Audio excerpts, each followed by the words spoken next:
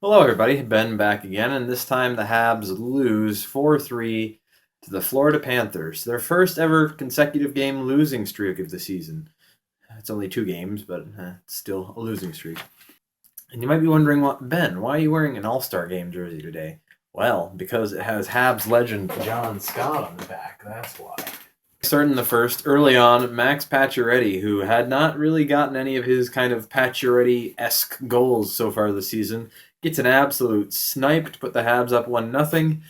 But then, not too long after, on a pretty broken defensive play for the Habs, Florida scores to tie it up. Alex Petrovic gets the goal.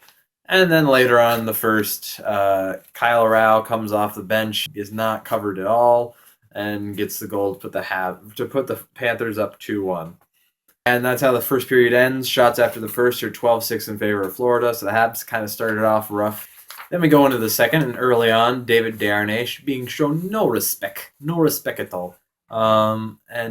He has all kinds of time and room, and he gets the goal to tie the game up for the Habs 2-2. And then not too long after, the Florida Panthers go back up 3-2 after Dennis Mulligan shot goes off of Jeff Petrie, and I don't know what you would call a change-up in hockey, but that's the closest thing I could think of to describe it, because it just kind of fluttered all around and then got past Price. In the second, the Habs really outplayed the Panthers. They outshot them 21-6 in the second period alone. Going into the third, Habs still down 3-2, and then the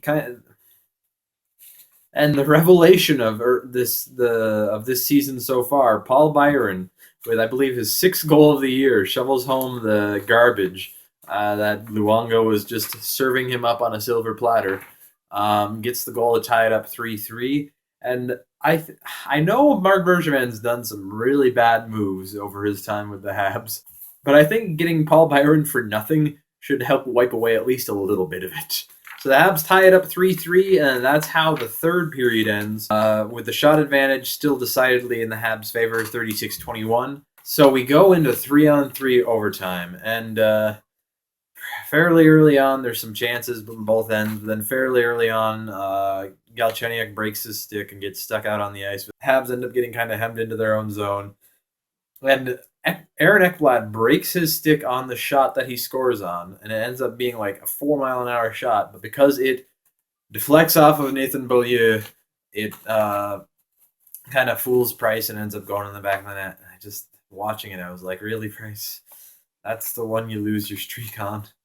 But you can't really blame him too much on that. It was a deflection, so I guess whatever. But it was not a pretty play. So then that's how the game finished. Florida Panthers win the game 4-3 in OT. You can't really complain too much about how the Habs played. I mean, a couple of the goals they gave up were on some pretty bad defensive plays, but the Habs ended up outshooting the Panthers 37-24 on the whole game, and they kind of pretty decidedly outplayed them the entire game.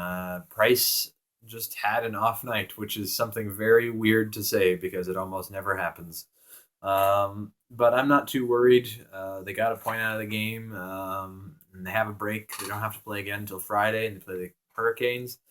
So that'll also be nice for me because I got college-y stuff to do. So be a little bit of a nice little respite for the videos. But anyway, see you guys next time.